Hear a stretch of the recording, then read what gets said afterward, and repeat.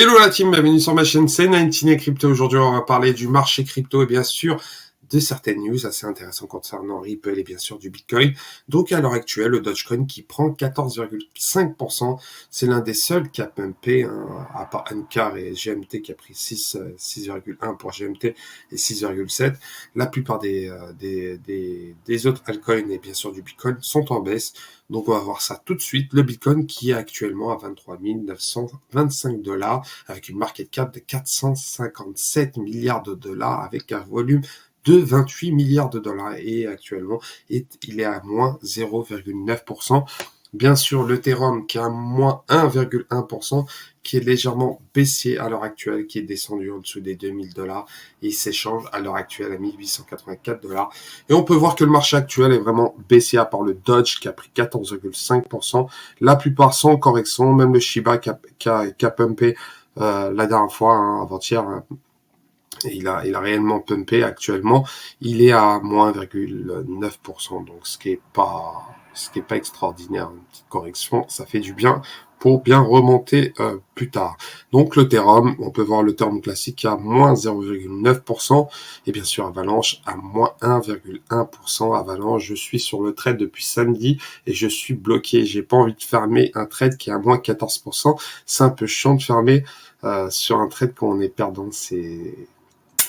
C'est un peu chiant, mais qu'est-ce que vous voulez? J'ai pas respecté les 2% de risque et malheureusement, je me suis engouffré sur un trade qui me coûte environ 14% à l'heure actuelle. Pour vous, vu que ça change, en tout cas, j'y suis tout le temps. Donc, première news, c'est le Bitcoin. Et le Bitcoin, actuellement, il est détesté, il est mal aimé. Bien sûr, les Nations Unies détestent, ils veulent interdire la crypto, le Bitcoin dans les banques. Et bien sûr, les banques vont-ils accepter ou pas? Ça sera la question qui va venir. Donc, on peut voir que ce qu'ils disent concernant le sujet, ils considèrent que la valeur refuge du Bitcoin n'est pas réellement une valeur.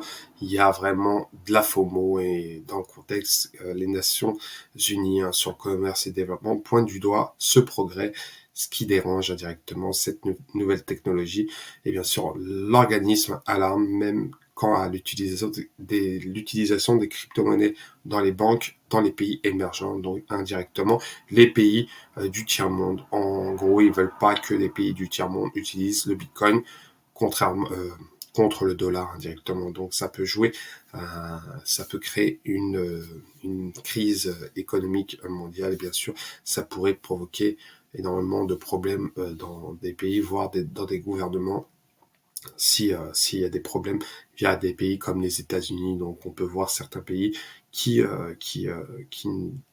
veulent utiliser le Bitcoin, mais pour des raisons un peu politiques. Donc il faut voir comment ça va évoluer, mais en tout cas ça pourrait se calmer. On verra comment ça va se passer, mais en tout cas l'ONU pointe du doigt le Bitcoin. Mais pour ma part, je pense que c'est une question de temps, ils vont accepter. Donc la deuxième nouvelle, c'est le Shiba Inu et le Dogecoin. C'est la semaine des meme coins. Et on peut dire qu'ils ont été exceptionnels cette semaine.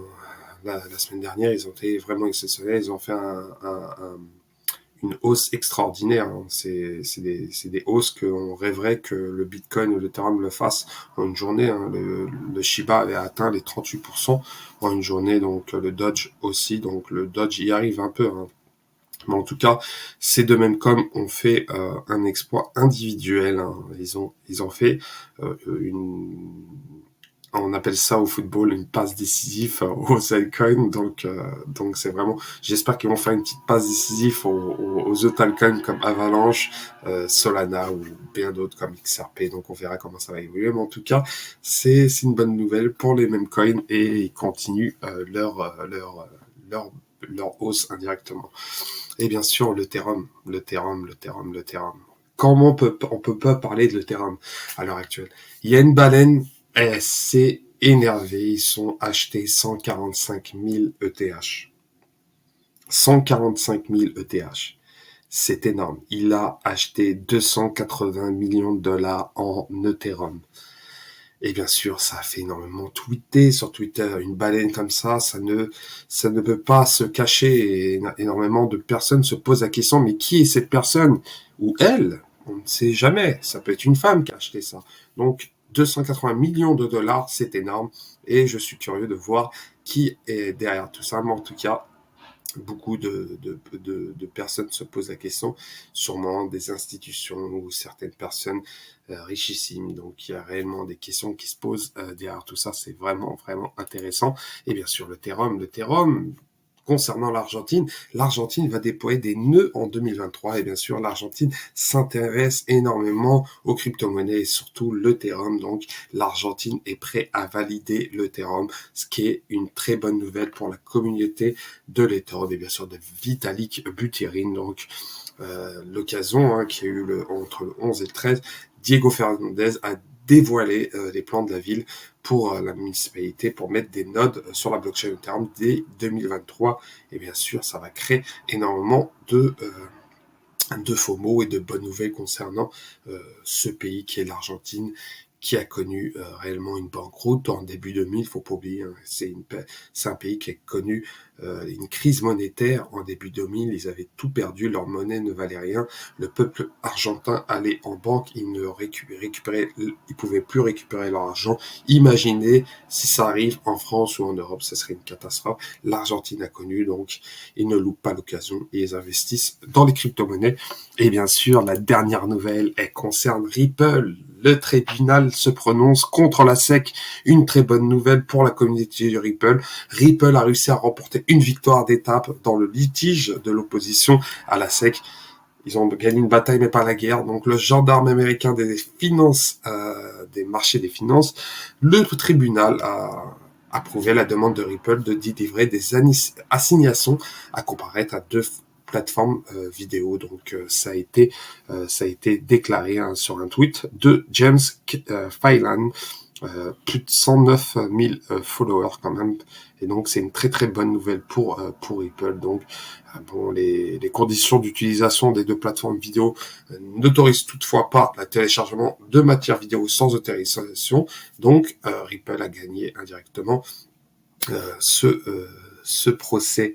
Mais le procès n'est pas encore fini car la SEC n'a pas réellement ne va pas lâcher encore. Donc c'est une histoire, c'est vraiment une série télévisée entre la SEC et Ripple. Mais en tout cas, quand Ripple gagnera officiellement le procès contre la SEC, alors là, ça sera une victoire totale pour la communauté de Ripple à suivre, bien sûr. Donc voilà, c'était 99 Crypto. N'hésitez pas à vous abonner, à liker, bien sûr à déclencher la petite cloche de notification et bien sûr n'hésitez pas à laisser un petit commentaire concernant toutes les news et bien sûr le marché crypto-monnaie et je vous souhaite un très bon lundi. Ciao ciao.